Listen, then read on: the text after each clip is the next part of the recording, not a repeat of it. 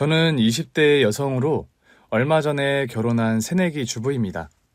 결혼 전에는 빵집을 운영했는데 혼전 임신을 해서 결혼하는 바람에 현재는 빵집 문을 닫고 쉬고 있는 중이에요. 인재야, 이 탓은 좀 괜찮니? 요즘 김치 냄새를 아예 못 맡겠어. 뭘 먹으면 올리는 통에 어디 나가서 식사도 못하겠고 죽겠다. 죽이라도 좀 사다 줄까? 바쁜 직장인한테 무슨 그런 부탁을 해. 내가 필요한 건 시켜 먹으니까 걱정 마. 이제 네가 의사 남편 만나서 시집 잘 간다고 좋아했는데 입덧으로 고생하는 거 보니까 또 괜히 빨리 시집 보냈나 싶네. 수경아, 누가 들으면 네가 친정엄마인 줄 알겠다. 너나 나나 서로한테 가족이지 뭐. 아니야? 친구 말 맞다나 수경이와 저는 가족이나 다름없는 사이예요. 사실 저나 수경이나 부모님이 안 계시고 고아원에서 나고 자랐습니다. 어려서부터 한 고아원에서 자라다 보니 친자매나 진배 없는 사이죠. 남편은 전문의 과정을 마치고 대학병원에서 일하는 흉부외과 의사예요. 제가 운영하는 빵집이 대학병원 근처 골목에 있었는데 저의 가게 단골이 그 사람이었죠. 은재야, 요즘도 네 시어머니 너 안 좋아하셔? 분가해서 사니까 딱히 자주 뵐 일은 없어서. 다른 시어머님들 보면 며느리 임신했다고 뭐 챙겨다 주시는 분들도 계시던데 너희 시어머니는 안 그러시니? 수경아, 너 벌써 잊었어? 나 결혼 허락도 겨우 받았는데 임신했다고 날 챙기시겠어? 그래도 네가 임신한 마당에 결혼 물을 수도 없는 노릇인데 좀 잘해주시면 어디 덧나? 나 그런 것까지 바라지도 않아. 솔직히 입장 바꿔서 금이야 오기야 기른 의사 아들 장가 보내는데 고아 출신에 혼전 임신까지 한 며느리가 뭐가 이쁘시겠어. 넌 왜 자꾸 네 가치를 낮춰서 말해. 고아인 게 뭐 네 잘못이야? 임신은 또 뭐 너 혼자서 했다니? 하늘을 봐야 별을 따는 법인데. 수경아, 언제나 너는 내 편 들어줘서 너무 든든하다 내가. 너 병원에서 절대 스트레스 받지 말라고 했다고 들었는데 괜히 네 시어머니 등살에 너 시달릴까 걱정이다. 신혼여행 다녀온 뒤로 딱히 그런 거 없었어. 너무 걱정 마, 수경아. 입덧이든 시어머니 일이든 뭔 일 생기면 꼭 전화하고, 알았지? 알았어. 고마워. 친구와 전화를 끊고 앉아있는데 한숨이 푹 나오는 게 사실이었어요. 축복받지 못하는 결혼을 한 게 사실이었고 여전히 저와 시어머니 사이는 찬바람이 돌고 어색했으니까 말입니다. 그때였어요. 현관벨이 울려서 나가보니까 마침 인터폰에 시어머니 얼굴이 뜨는 겁니다. 연락도 없이 어쩐 일이실까 싶은 생각에 바짝 저도 모르게 겁을 집어먹고 문을 열어드렸더랍니다. 어머니 오셨어요? 그래, 지나는 길에 잠시 들렀다. 어째 너는 시어머니가 왔는데 하나도 반가운 얼굴이 아니다. 그럴 리가요. 그냥 너무 갑작스레 오셔서 제가 너무 놀라서 그래요, 어머니. 그 말은 그러니까 기별 없이 앞으로는 오지 마라 뭐 그런 뜻이니? 아니요, 제 말은 그런 게 아니라요. 말을 섞으면 섞을수록 뭔가 야단 맞는 일만 생기는 느낌이었죠. 보수적인 성향의 시어머니는 저와 남편이 혼전 임신을 했다는 사실도 무척 탐탁지 않아 하시던 분입니다. 이 뜻은 좀 어때? 울렁거림이 심해서 먹는 걸 조심하고 있습니다. 안 먹혀도 이거저것 골고루 챙겨 먹으렴. 이거 속 안 좋을 때 먹을 만한 과일들 좀 챙겨왔다. 감사합니다, 어머님. 그래도 며느리가 입덧한다고 과일까지 챙겨 오셨구나 싶어서 저는 감사한 마음으로 과일 바구니를 받으려는데 대뜸 그런 말씀을 하시는 시어머니셨어요. 성훈이 월급 통장 네가 관리한다면서? 네, 어머니. 그럼 성훈이한테 따로 말할 것도 없겠구나. 내 아들 월급의 40% 매달 여기로 입금하렴. 그러면서 시어머니는 대뜸 문자 메시지로 시어머니의 계좌번호를 보내시는 겁니다. 성훈 씨 월급의 40%를요? 솔직히 다달이 월급의 40%면 적은 금액이 아니었기에 저는 놀랄 수밖에 없었죠. 왜? 싫으니? 시어미가 남편 월급에 감 놔라 배 놔라 하는 것 같아서 듣기 싫어? 아니요, 그런 뜻이 아니라요. 어머니 적은 돈이 아니라서 제가 조금 당황을 해서 그만. 솔직히 속으로 엄청 놀라고 당황한 게 사실이었죠. 남편과 결혼하면서 다달이 시어머님께 얼마간의 생활비와 용돈을 드리기로 약속한 건 사실이었지만 월급의 40%나 되는 금액을 생각한 건 아니었기 때문입니다. 저는 고아원 퇴소 후 20대의 대부분을 제대로 된 옷 한 벌 사입지 않으면서 악착같이 독하게 돈을 모아 조그만 빵집을 오픈한 자영업자였고 남편 역시 자문의 자격증을 취득한 지 얼마 안 된 새내기 의사였기에 저희 부부 경제 사정이 그리 넉넉하다 할 수 있는 형편은 아니었거든요. 그래도 시어머니께서 홀몸으로 얼마나 남편을 지극정성 힘들게 키우셨는지 알기에 저는 일체 불만 표시를 안 하기로 마음을 먹었더랍니다. 알겠습니다, 어머님. 말씀하신 통장으로 다달이 돈 붙일게요. 알았다.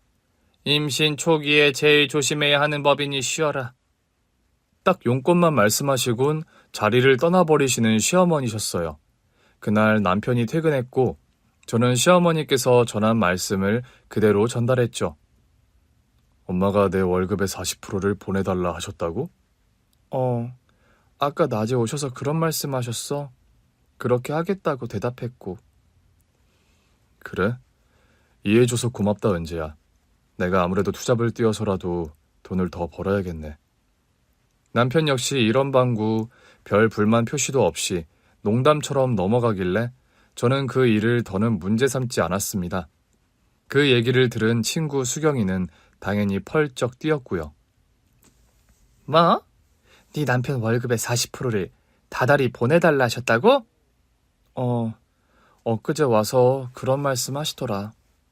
너한테 의견을 묻는 것처럼 말씀하셨니? 아니, 내 의견 같은 건 중요한 분위기가 아니었어. 사실을 말하자면 거의 통보 같았다고 해야 하나?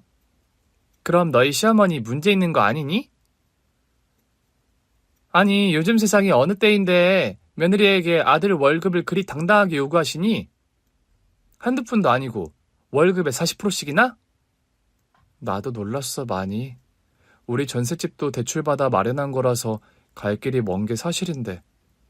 은재 네가 부모님 도움 없이 결혼했어도 혼수며 신혼집 마련할 때 네 역할도 컸잖아. 너 20대 내내 허리 휘게 빵집 운영하며 독하게 모은 돈으로 결혼 준비한 건데. 우리 시어머님도 평생 성훈 씨 키우느라 고생 많이 하셨으니까 그 정도 드려야 하는 게 도리일지 몰라. 어머 얘, 솔직히 지금 네 시어머님이 어디 편찮으시거나 너희 부부 도움 없이 살아가기 힘든 상황도 아니시잖니. 편의점 운영하시는 사장님이라면서 어떻게 다달이 그런 큰 돈을 요구하시는 거야? 친구의 말에 저 역시 대답할 말이 딱히 떠오르지 않더군요. 친구 말 맞다나 건강이 안 좋으시다거나 경제적으로 힘든 상황이셨더라면 수긍이 갔을 텐데 시어머님께서는 건강하신 데다 편의점을 운영하는 점주셨거든요. 그렇다고 통보하듯 말씀하시는데 거기다 대고 태클도 못 걸겠더라. 성훈 씨도 오케이 하는데 내가 뭐라고 그럴 거야. 의사 남편이랑 살면 다 너처럼 그렇게 시집살이 하는 거야? 참, 아무리 그래도 좀 너희 시어머니 너무하신다 얘. 요즘 노후 대비 제대로 안 된 부모님 계시면 내 집 마련 불가능하다는 말까지 나오는 시대에 너 그러다 언제 대출금 갚으려고? 친구 말을 들을수록 저 역시 서운한 감정이 드는 게 사실이었죠. 저는 빵집을 운영하다 가게를 쉬고 있는 형편이라서 있던 돈을 가지고 제 용돈을 쓰는 바람에 쪼들리는 상황이었거든요. 남편 월급을 제가 관리하긴 했지만 월급의 상당 부분이 신혼집 전세자금 대출 이자로 나가는 형편이었고요. 몇 날 며칠을 고민하다 저는 결국 남편에게 말을 하고 말았죠. 자기야, 당신 월급의 40%를 어머님께 다달이 드리는 건 좀 무리지 않아? 저번엔 오케이 하더니 갑자기 무슨 말이야. 어머님 뜻이 완강하셔서 일단 승낙은 했는데 아무리 생각해도 우리 형편에 다달이 그런 큰 돈을 드리는 건 아직 오바 같아서. 다달이 나가는 집 대출금만 해도 얼만지 당신이 누구보다 잘 알잖아. 물론 나도 알지, 은재야. 그런데 엄마가 그러길 원하신다는데 뭐라고 말씀드리니? 당신이 효자라는 것 나도 잘 알아. 부모님 없이 자랐지만 나 역시 힘들게 키워주시고 공부시켜주신 부모님께 잘해드려야 하는 게 도리란 것도 알고. 그렇지만 우리 형편에 나 이제 출산하고 애 키우려면 한동안 버는 돈은 없이 나가는 돈이 많을 텐데 부담이 되는 금액이라 그렇지. 미안하다, 은재야. 내가 너 이런 걱정 안 할 만큼 돈을 넉넉히 버는 능력자였다면 우리가 이런 얘기할 일도 없었을 거잖아. 안 그래? 성훈 씨, 나는 그런 말이 아니라. 알아. 네가 무슨 말 하고 싶어 하는지. 네가 하는 말 당연하고 네 걱정도 다 당연해. 그런데 지금 당장은 엄마 뜻을 거스를 수가 없어. 내가 어떻게든 좀 해결책을 마련해 볼 테니까 조금만 기다려줄래?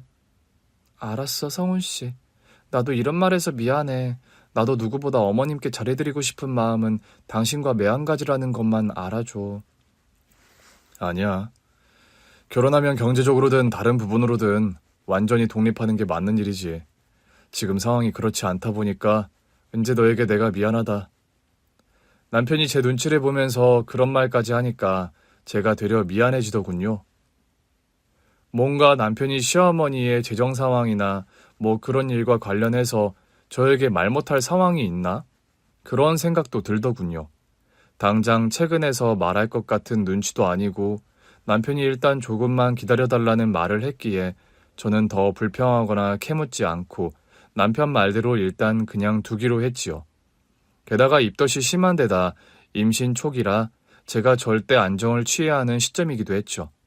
이것저것 너무 고민하거나 신경 쓰지 말고 건강이나 잘 챙기고 무탈하게 임신 초기를 보내자는 생각으로 저는 마인드 컨트롤을 했더랍니다. 제가요, 임신을 하면서 알게 된 사실인데 선천적으로 자궁이 약한 스타일이라고 하더라고요. 선천적인 자궁 무력증이시네요. 더 위험해지기 전에 자궁경부를 묶어주는 수술이 필요합니다.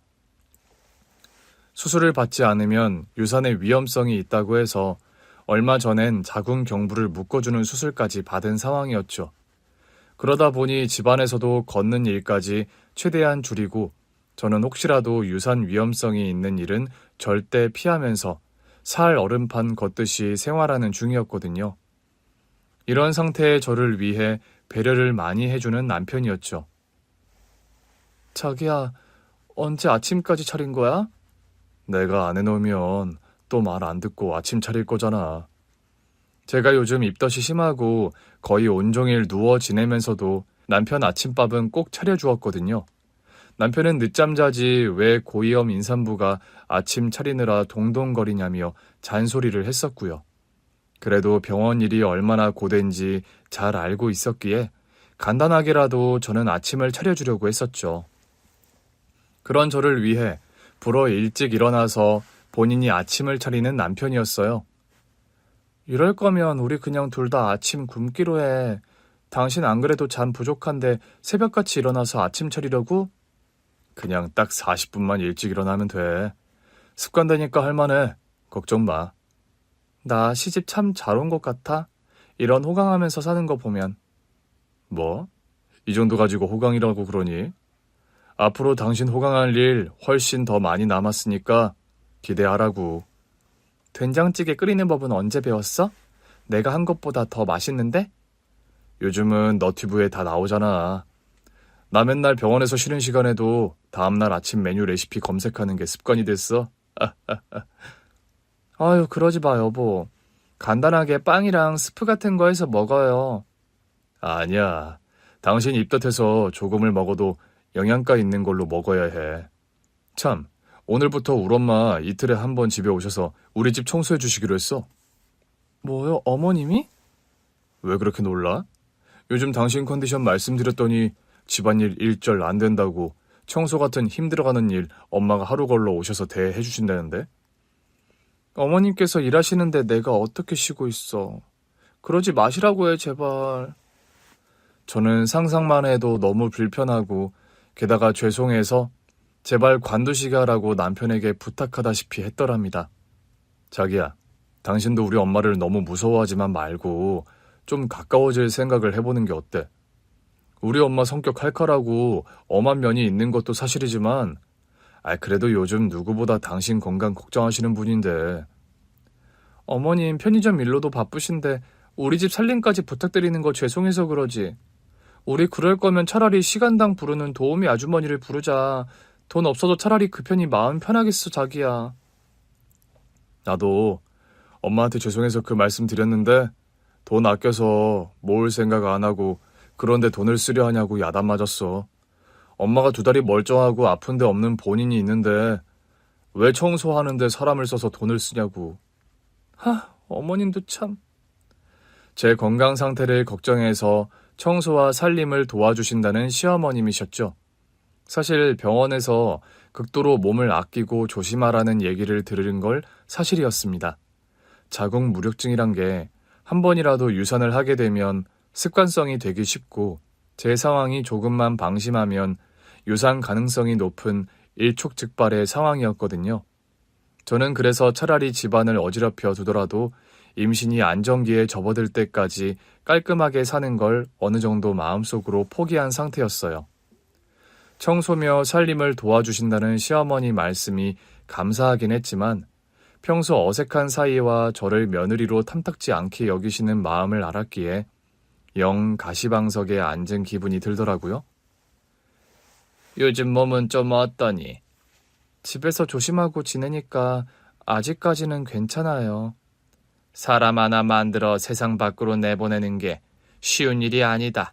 욕실이랑 싱크대 청소부터 좀 해야겠구나. 죄송해요, 어머니. 그런 말 말아라. 청소도구 어디 보관해뒀니? 시어머니께서 몸소 욕실이며 싱크대, 냉장고 청소까지 말끔하게 해주시더니 제가 먹을 저녁 식사와 밑반찬까지 마련해두고 돌아가시는 겁니다. 어머니, 식사라도 하고 가세요. 좀 있으면 성훈 씨 들어올 시간 다 됐는데요. 저녁은 둘이서 먹으렴. 나는 또 편의점 나가봐야 할 시간이다. 시어머니께 너무 죄송하고 감사한 마음이 들더군요. 제 임신기간 내내 하루 걸러 저희 집에 들러서 청소며 밑반찬 등을 계속해서 만들어주신 시어머니셨어요. 시어머니 덕분에 저는 무탈하게 임신기간을 마치고 건강한 남자아이를 순산하게 되었죠. 그리고 산후조리원 생활이 끝나고 집에 돌아왔는데 생각지도 못한 일이 발생했습니다. 그날은 주말이라 남편도 집에 있고 시어머니께서도 손주가 보고 싶다고 오셔서 온 식구가 집에 있었어요. 저는 아기에게 모유 수유를 한참 하고 있었는데 현관벨이 울리는 겁니다. 올 사람도 없는데 누구지? 성훈아, 너 아직 은지에게 말 안 했니? 뭐라고 말을 꺼내야 할지 모르겠어서 아직이요. 그리고 다음 주에 오신다고 한 거 아니었어요? 녀석아, 내가 이번 주라 했지 언제 다음 주라 했어? 저 분명 엄마한테 다음 주에 오신다고 들었는데요.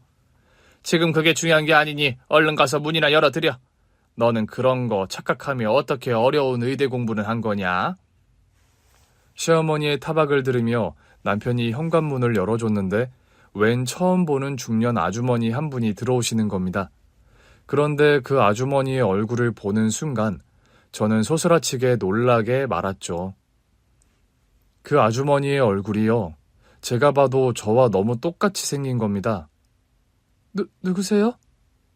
네가 은재니? 은재야, 반갑다.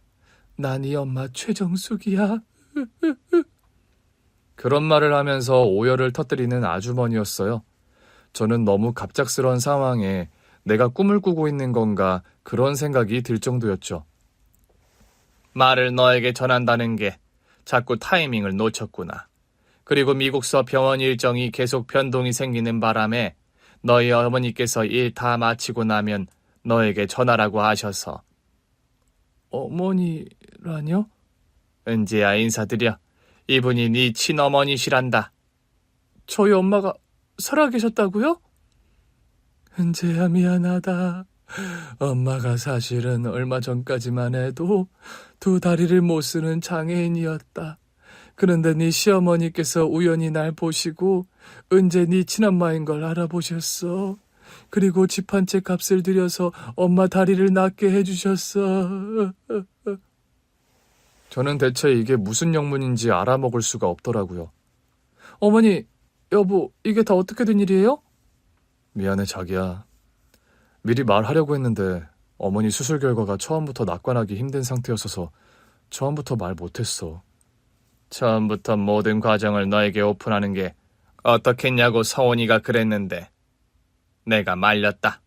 너 알다시피 임신 기간 동안 절대 안정 취하라고 병원에서 신신당부한 상황인데 네가 이러저러한 일로 스트레스 받고 신경 쓰는 일을 만들고 싶지 않아서. 어머니, 그럼 저희 엄마를 찾으신 거란 말이세요? 아니, 대체 어떻게요?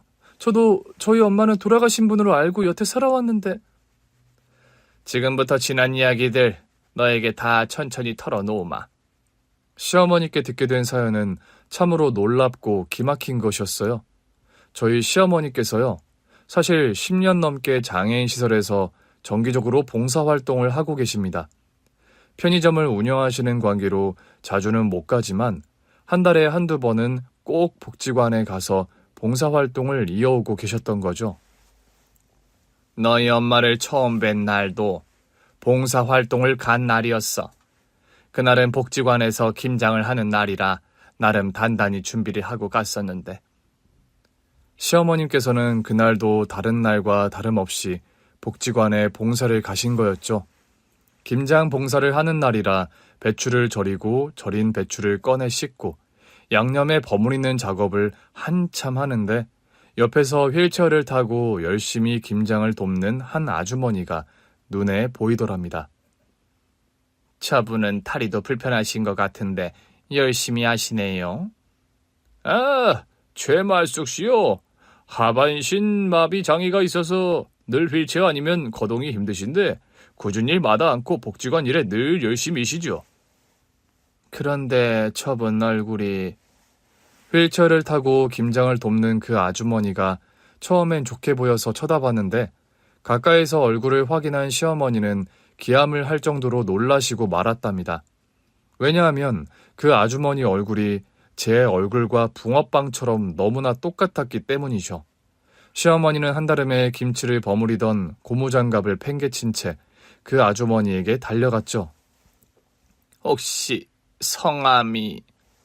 저요, 저 최말숙이라고 합니다. 저기요, 이런 말 좀 이상하게 들릴 줄은 아는데 혹시 딸이 있으세요?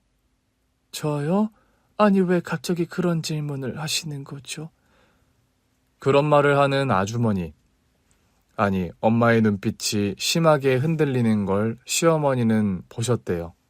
시어머니께서는 당장 휴대폰에서 제 사진을 꺼내 보여주셨다고 합니다. 엄마 역시 제 사진을 보고 기함할 정도로 놀라시더래요. 얼마 전에 저희 아들이 장가를 갔는데 우리 며느리 얼굴이 아주머니와 너무 똑 닮아서요. 제가 봐도 저와 정말 똑같이 생겼군요. 혹시 며느님 이름이 은재, 서은재 아닌가요? 어머나 세상에, 이름을 아는 거 보니 정말로 그쪽이... 제가 실은 28년 전에 제 딸아이를 고아원에 맡겼어요.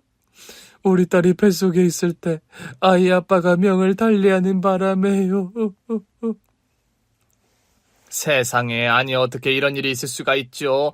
살다 내 이런 기막힌 우연은 정말 처음이네요.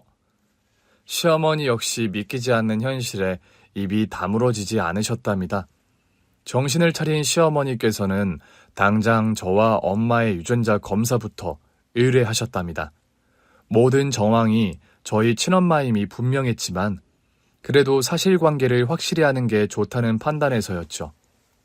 며칠 후 검사 결과가 나왔고 그분이 제 친엄마임이 밝혀졌고요. 저희 며느리 친어머니가 맞으시네요. 우리 은재가 사장님 며느리라고요? 네, 얼마 전에 결혼식 올렸고 지금 임신 중이에요. 우리 은재 어디 있나요, 지금? 제가 이런 말할 자격은 안 됩니다만. 사돈어른, 이렇게 만난 것도 다 하늘의 인연 같아요. 그런데 서운하게 듣지 마세요. 지금 은재가 컨디션이 영 좋지가 않아요. 임신 초기인데 수술을 받아서 절대 안정을 취해야 하는 상태이고요. 은재가 많이 아픕니까? 자궁이 좀 약해서 애가 안 떨어지게끔 하는 수술을 받고 집에서 누워 지내요. 심정적인 충격이나 스트레스 절대 피하라는 말 병원에서 들었고요. 세상에 이를 어쩌면 좋죠? 너무 걱정은 마세요. 수술도 잘 되었고 안정 잘 취하고 조심하면 순산할 수 있을 거라고 했으니까요. 감사합니다, 사돈어른. 우리 딸아이를 많이 신경 써주셔서요. 아닙니다. 제가 혼자 힘들게 키운 아들 욕심에 저 솔직히 말씀드리자면 아이들 결혼 쌍수 들고 환영한 입장은 아니에요. 시어머니께서는 결혼 초기에 결혼을 반대했던 일들을 저희 엄마에게 솔직하게 털어놓으셨다고 합니다. 그렇다고 제가 지금까지 은재를 며느리로 인정 안 한다 그런 말은 절대 아니니 오해 마세요. 여러 가지로 부족한 저희 딸을 며느리로 받아주셔서 제가 되려 감사하지요. 제가 애미라고 이런 말씀 드릴 자격도 없는 사람이긴 합니다만. 아니에요. 사정 들어보니 어쩔 수 없는 사정이셨는데요. 제가 은재 낳았을 때 어떻게든 제가 키워보려 했습니다만 기초수급자 지체장애인 엄마가 아이를 혼자 키우는 건 절대 무리라고 하도 주변에서 성화를 부려서 그만. 반지하 방에 살더라도 우리 은재를 제가 거둘 걸 하는 오해를 많이 했습니다. 여기 복지사 선생님께 들어서 다 알고 있어요. 그때 사부인께서는 형편도 힘드셨지만 또 몸에 종양이 생겨서 위험한 수술을 앞두고 있었다면서요. 그때는 어찌 된 건지 제 살라를 장담하지 못한다는 말까지 병원에서 들어서 은재를 고아원에 맡길 수밖에 없었어요. 갓난이 핏덩이를 떼어놔야 하는 심정이 오죽하셨겠어요. 그렇게 저희 친엄마를 만나게 된 시어머니셨던 겁니다. 시어머니는 당장 저희 친엄마 존재를 남편에게 말했다고 합니다. 그리고 남편에게 그런 부탁을 하셨대요. 성훈아, 은재 어머니 이렇게 만나게 된 것도 하늘의 인연 같다. 이왕 이렇게 된 거 은재 만나실 때까지 우리가 다른 준비를 또 해보는 건 어떠니? 다른 준비라뇨? 내가 알아보니까 미국 유명한 병원에 은재 어머니 같은 분들 다리 수술로 유명한 명의가 있다던데. 엄마 그런 건 언제 다 알아보셨어요? 네 장모가 있는 복지관에 사회복지사와 이런저런 얘기 나누다가 알게 된 사실이다. 미국에 이런 신경마비로 다리를 못 쓰는 환자들 수술을 아주 귀신같이 잘하는 병원이 있다고 말이다. 단점이라면 수술비가 아주 비싸다라는 거라더라. 그래서 은재 어머니도 여태 수술받지 못하신 거고.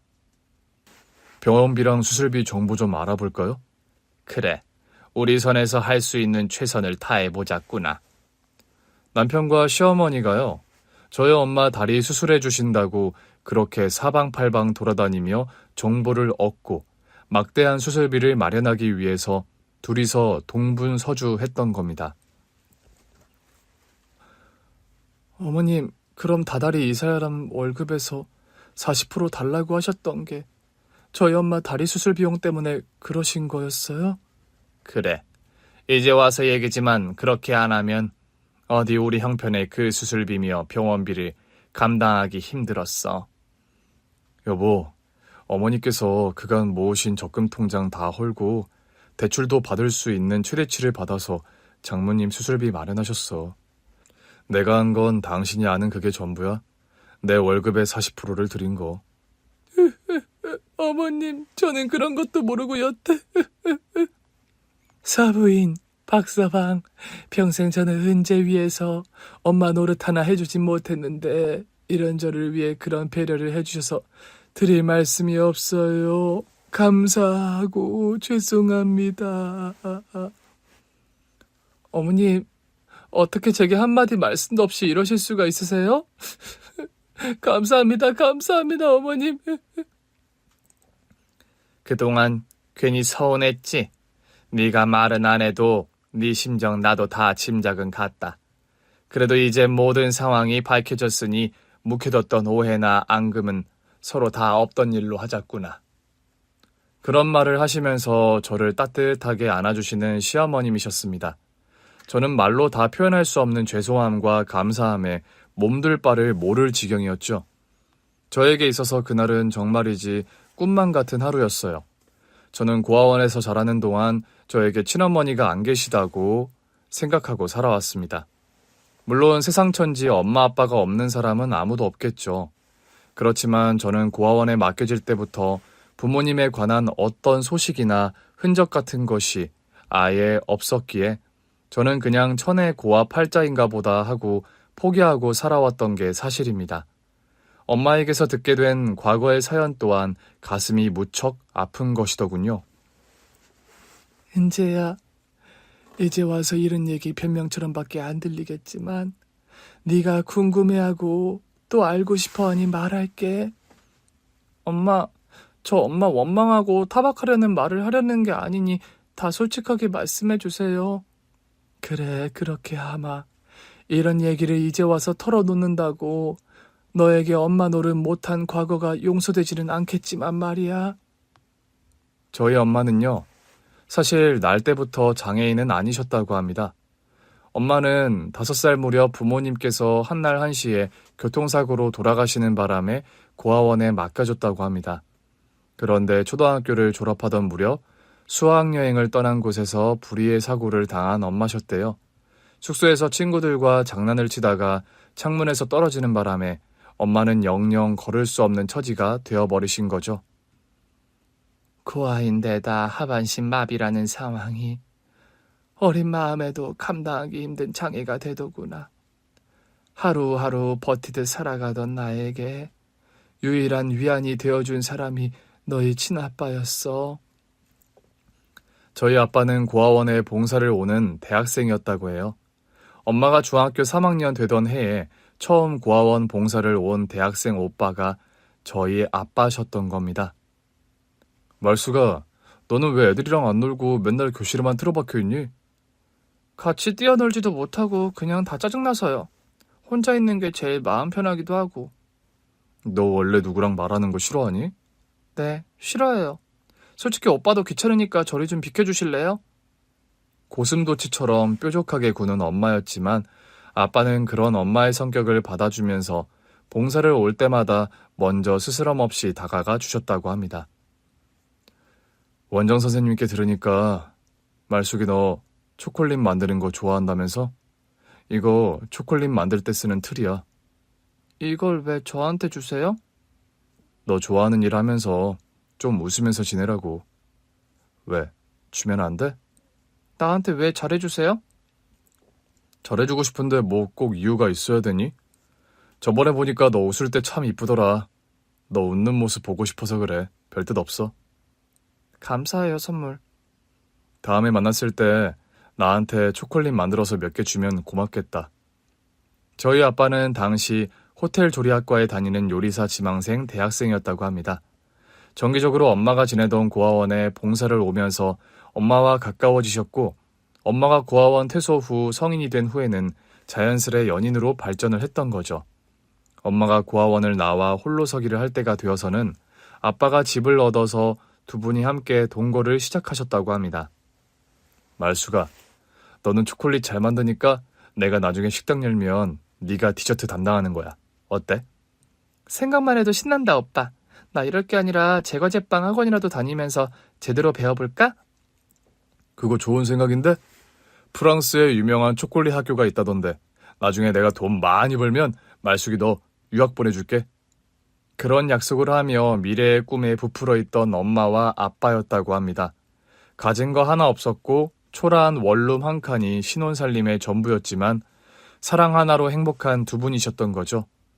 그러던 어느 날 갓 부임한 중식당에서 일을 마치고 돌아오시던 아빠가 트럭에 치여 사고를 당하고 말았답니다.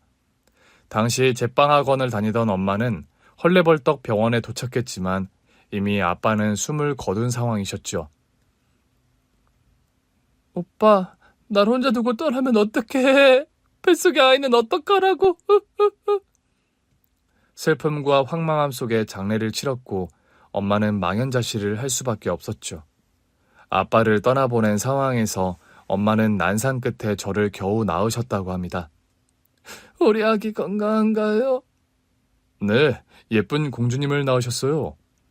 엄마 혼자서 아이를 키울 형편이 아니라는 주변의 만류에도 엄마는 저를 어떻게든 키워보려고 안간 힘을 쓰셨다죠. 산후조리도 책 안 끝난 상황에서 복지관에 일을 나가며 하루하루 버티듯 살아가던 어느 날 엄마는 일을 하다 쓰러지셨고 구급차를 타고 실려간 병원에서 청천벽력 같은 선고를 받아야 했다고요. 척추에 난치성 종양이 생겼습니다. 당장 수술 받으셔야 하는 위험한 상황입니다. 수술을 받으신다 해도 생존 가능성을 낙관하기 힘든 상황이고요. 네? 제가 수술을 받아도 죽을지 모른다는 말씀이세요? 죄송합니다. 저희 입장에서 딱히 드릴 말씀이 없네요. 엄마는 그때 찢어지는 마음으로 저를 고아원에 보낼 수밖에 없으셨던 거죠. 엄마의 지나온 이야기를 들으니 저 역시 너무 마음이 아팠습니다. 아이를 낳은 지 얼마 안 된 시점이긴 했지만 아이를 낳은 엄마 입장이다 보니 어린 핏덩이 아기를 고아원에 보내야 했던 엄마 심정이 어땠을지 상상이 가지 않을 정도로 억장이 무너지더라고요. 엄마, 이제 더는 과거 얘기 묻지 않을게요. 제가 엄마 상황이었다 하더라도 다른 방법이 없었을 거예요. 아니다, 은재야. 아무리 상황이 어려웠더라도 자식을 버린 부모에게 면죄부가 지어줄 수는 없는 일이야. 버리다뇨. 엄마는 저를 버린 게 아니라 조금이라도 나은 환경에서 제가 자라기를 바라신 거잖아요. 이제 저도 엄마가 된 입장에서 엄마 마음 다 이해해요. 고맙다, 은재야. 그렇게 엄마를 이해해줘서. 저와 엄마는 한참을 끌어안고 오열했습니다. 엄마, 그런데 수술받은 다리는 이제 정말 괜찮으신 거예요? 너희 시어머니와 남편이 수소문 끝에 미국서도 유명하다는 명의가 있는 병원에 나를 데려갔다. 아파트 한 채 값 넘는 돈을 내 수술비에 쓰셨는데 이 빚을 대체 어떻게 갚아야 할지 모르겠구나. 엄마 말씀을 들으니 시어머니께 새삼 다시 감사하다는 마음이 들더라고요. 아기를 낳고 모유 수유가 마무리된 즈음 저는 다시 베이커리를 오픈을 재개했습니다. 여러 가지로 시어머니께 빚도 갚고 싶었고 또 저희 엄마가 초콜릿 만드는 일을 계속 해오셨기에 엄마와 함께 베이커리를 운영하기로 한 거였죠. 은재가 빵집 운영을 한 게 다 사부인 피를 이어받아서였네요. 저야 그냥 복지관에서 초콜릿 만들어 파는 정도였죠. 은재가 솜씨는 훨씬 더 좋아요. 모녀지간에 같이 일을 하게 되다니 저 역시 너무 보기가 좋네요, 사부인. 제가 두 다리로 멀쩡하게 걸어 다니게 된 것도 평생 얼굴 보지 못할 줄 알았던 우리 은재를 만나게 된 것도 모두 사부인 덕분이에요. 어머님, 정말 감사드려요. 저에게 이런 꿈 같은 날이 올 거라고 저 생각도 못하고 살아왔는데 저 열심히 일해서 어머니께 진 빚 2배로 갚아드릴 거예요. 너에게 돌려받으려고 한 일 아니니 그런 말은 말거라. 가족끼리 당연히 해야 할 일이었으니까. 시어머니와 엄마와 아이 양육을 번갈아가며 도와주셔서 저는 베이커리 일에 집중을 해서 매진할 수 있었어요. 시어머니께서 아이를 돌봐주시는 동안 엄마는 가게에 나와서 그날 팔 분량의 초콜릿을 만드셨죠. 예전에는 여기 빵집에 초콜릿은 없었는데 새로운 메뉴인가 봐요? 네, 제가 아이 낳고 가게 재오픈을 하면서 저희 엄마와 같이 운영을 하게 됐어요. 초콜릿 메뉴는 모두 저희 엄마가 직접 만드시는 거고요. 달지도 않고 맛이 너무 고급스럽네요. 빵이나 쿠키에 들어가는 초콜릿도 모두 그럼... 맞아요. 저희 엄마가 다 직접 만드시는 수제 초콜릿이에요. 이 집 빵 맛이야. 예전부터 유명했지만 초콜릿도 너무 맛있네요. 소금빵 10개랑 저기 초콜릿 세트 5개 포장해주세요. 감사합니다. 엄마와 초콜릿은 출시했을 때부터 손님들에게 아주 반응이 좋았답니다. 엄마와 함께 베이커리를 운영하고 나서 가게 매출은 예전보다 훨씬 좋아졌어요. 엄마와 베이커리를 운영하고 나서 1년 만에 저는 운영하는 가게 분점을 3개나 더 오픈할 정도가 되었죠. 엄마, 가게 매출이 다달이 고공행진이에요. 초콜릿 가게를 아예 따로 오픈할까요? 네가 터 닦아놓은 빵집이 유명해서 덤으로 내 초콜릿이야 잘 팔리는 건데 뭐. 장모님 너무 겸손하게 말씀하시는 거 아니에요? 여보, 다음 달에는 분점을 2개 더 오픈하게 될 것 같아. 이러다 우리 진짜 부자 되는 거 아니야? 남편이 농담처럼 하는 말이었지만 정말 저희는 예전보다 경제적으로도 훨씬 여유 있는 형편이 되었습니다. 베이커리 운영을 하면서 돈을 좀 벌게 되자 저와 엄마가 제일 먼저 한 일은 시어머니께 예금 통장을 선물해 드린 일이었어요. 시어머니 생신을 맞아 가족 식사를 하는 자리에서 엄마와 저는 그 예금 통장을 시어머니께 드렸죠. 아니, 이게 무슨 통장이에요, 사부인? 저 다리 수술한다고 사부인께서 마이너스 통장 만들어서 그간 생활하신 거에 대한 보답이에요. 어머니, 진작에 갚아드렸어야 했는데 죄송해요. 통장을 열어보신 시어머니께서 깜짝 놀라시더군요. 아니, 그런데 금액이 왜 이렇게 크니? 사부인 수술비에 쓴 돈보다 훨씬 더 큰 금액이잖니? 어머니, 그간 쌓인 이자라고 생각해 주세요. 마음 같아서는 더 드리고 싶었지만 아직 그만큼밖에 못 드려서 죄송해요. 사실 시어머니께서 저희 엄마 수술비에 쓴 돈의 1.5배에 가까운 돈을 마련해서 통장에 넣어드렸습니다. 엄마와 제가 2년 넘게 일하면서 거의 한 푼도 쓰지 않고 모은 돈이었죠. 다른 것도 아니고 제일 감사한 분께 그런 식으로 갚아드릴 수 있다는 것이 저나 엄마나 무척 다행스럽고 뿌듯한 일이었고요. 내가 무슨 돈 장사하려고 사부인 수술 시켜드린 게 아닌데 왜 그러니, 은재야? 어머님도 참. 저도 돈 갚아드리려는 게 아니라 감사해서 그런 거예요. 엄마, 그냥 받으세요. 장모님이랑 이 사람 연봉이 이제 제 연봉 곱절인 거 모르시죠? 너도 참 지금 그게 할 소리니? 웃자고 한 농담이고요. 이 사람이랑 장모님 마음 편하게 그냥 받으시라고요. 제가 그만큼 또 은재랑 장모님께 잘할 거니까 걱정 마시고요, 엄마. 제가 아이를 낳은 뒤로 저와 남편은 시어머니 살던 집과 저희 살던 집을 처분해서 좀 더 큰 집을 마련했고 친정엄마와 시어머니까지 모두 모시고 한 집에 함께 살고 있습니다. 저, 남편, 어린 아들, 시어머니와 친정엄마까지 대식구가 한 집에 사는 셈이죠. 제가 어려서부터 줄곧 고아원에 살다 보니까 늘 이렇게 대식구가 복작거리며 한 집에 모여 사는 것에 대한 로망이 있었어요. 나중에 결혼해서 가정을 꾸리면 저는 아이도 적어도 셋은 낳아 기를 작정이었죠. 그런데 기적처럼 엄마와 재회하고 시어머님까지 모시고 대가족을 이뤄서 한 집에 사는 일상이 꿈만 같은 저입니다.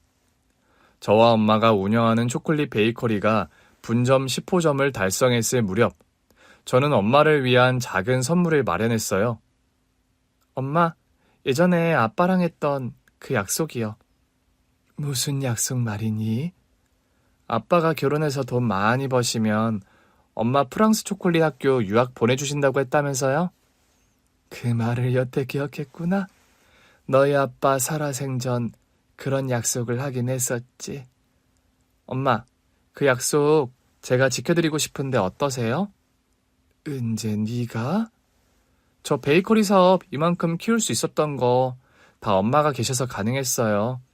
분점도 10호점까지 나왔는데 엄마도 재충전 필요하신 것 같기도 하고 더 늦기 전에 아빠가 하셨다는 약속 제가 대신 지켜드리고 싶어서요.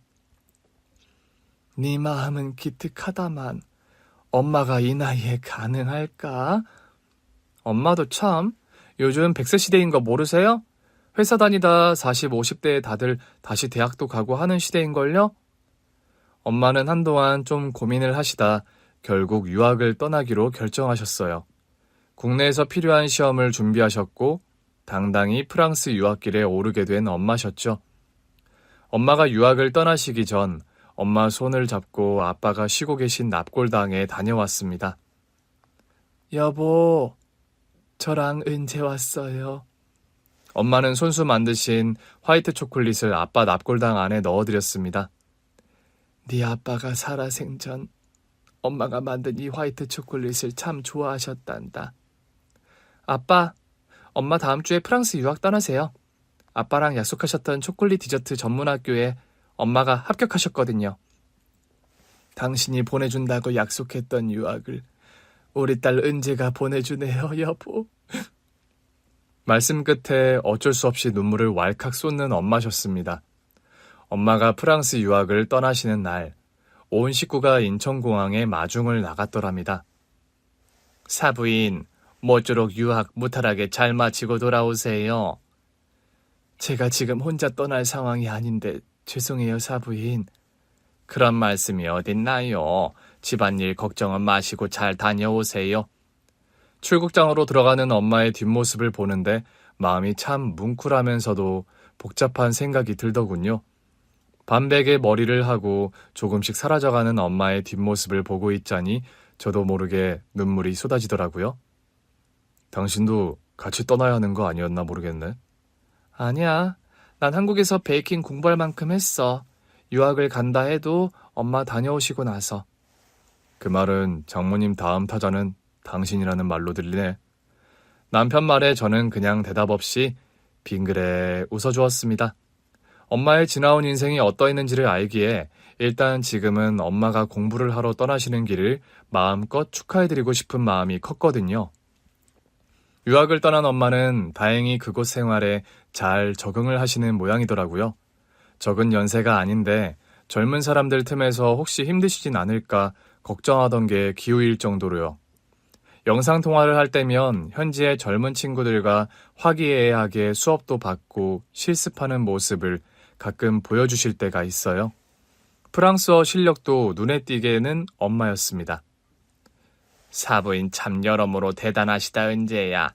나라면 저 나이에 타국 나가서 저리 적응 잘 못했을 것 같다. 이게 다 어머님 덕분이죠 뭐. 어머님 아니었음 아직도 저희 엄마 다리 불편하셨을 거고 유학 엄두도 못 내셨을 거예요. 수술 결과가 좋아서 다행이었지 뭐. 어머님, 다시 한번 너무 감사드려요. 저희 엄마 찾아주신 거, 또 미국까지 가서 수술까지 받게 해주신 거 모두 다요. 은재야, 이제 가족끼리 그런 인사치레 그만하자. 나야말로 고맙다. 네가 우리 집 며느리로 들어와 줘서. 그러니 이렇게 귀엽고 금쪽 같은 손주도 얻은 거 아니니? 엄마도 참. 옛날에 저 속도 위반으로 혼전 임신했다고 등짝 스매싱 하실 때는 언제고요? 이 녀석아, 지난 일 이제 와서 끄집어내서 뭐해? 너는 그렇게 눈치가 없어서. 어찌 그 어렵다는 의대 공부는 했니? 그러게 말이에요, 어머니. 공부머리랑 요런 센스는 상관이 별로 없나 봐요. 웃음꽃이 터지는 저희 세 사람이었습니다. 결혼 전에 혼전 임신해서 시어머니의 결혼 반대에 부딪혔을 때는 제가 이런 화목하고 따뜻한 가정을 이루게 될 거라 생각하지 못했었어요. 지금 이렇게 아무런 불화 없이 대가족이 모여 행복한 일상을 보낼 수 있음에 무척 감사할 따름입니다. 베이커리 사업이 잘 되고부터 저와 엄마는 정기적인 후원 사업도 하나 시작했어요. 제가 유년기와 사춘기 시절을 보낸 고아원과 엄마가 나고 자란 고아원에 정기 후원 협약을 맺었습니다. 두 군데의 고아원에 정기적으로 후원금을 보내는 일이 쉬운 일은 아니지만 저와 엄마는 사업을 해나가는 동안 후원을 계속하기로 약속했어요. 평생 얼굴 한번 보지 못했을 뻔한 엄마를 이렇게 기적처럼 재회해서 살 수 있음에 제가 하고 싶고 잘할 수 있는 일을 해서 돈을 벌고 또 제가 베풀 수 있는 곳에 베푸는 삶을 살 수 있음에 늘 감사한 마음을 가지고 살아가려 합니다. 따지고 보면 저희 시어머니께서 저희 엄마를 만날 수 있었던 것도 모두 10년 넘게 이어오신 봉사활동 덕분이었습니다. 선한 끝은 있어도 악한 끝은 없다. 옛날 어른들이 하시는 고루한 말씀이라 생각했는데 이 말이 정말 틀린 말이 아닌 것 같아요. 시어머니의 작지만 그 꾸준한 선한 실천이 지금의 모든 기적의 원동력이 되었음은 두말 할 나위가 없으니까요. 지나온 삶을 돌이켜보면 저 역시 제가 이만큼 행복한 삶을 살 수 있을 거라 기대를 안 했었습니다. 부모님 그늘 없이 억척스레 살아오다 보니 늘 애정결핍에 시달리던 과거의 저였죠. 그래도 포기하지 않고 제가 할 수 있는 일에 최선을 다하면서 내일은 오늘보다 조금은 나으리란 희망을 놓지 않고 살아왔던 것이 지금 삶의 원동력이 되었던 것 같아요. 좋은 방향으로 버티고 버티다 보면 나에게 갈급한 것들을 언젠가는 상으로 내려주시는 게 저 놓은 곳에 계신 분들의 칭찬법이란 생각도 듭니다. 지금 혼자이고 사는 것이 고단하더라도 절망하지 않으셨으면 합니다. 내일은 내일의 해가 뜨고 일출 직전이 가장 어둡다는 그 단순한 진리가 살다 보니 정말 맞는 말이다 싶더라고요. 긴 얘기 경청해 주셔서 감사합니다. 여러분 가정에도 평안과 행복이 가득하시길 기원합니다. 오늘 준비한 사연은 여기까지입니다. 재미있게 들으셨다면 구독과 좋아요, 알림 설정까지 눌러주세요. 그럼 저는 다음 사연으로 찾아뵐게요. 오늘도 건강하고 행복하세요.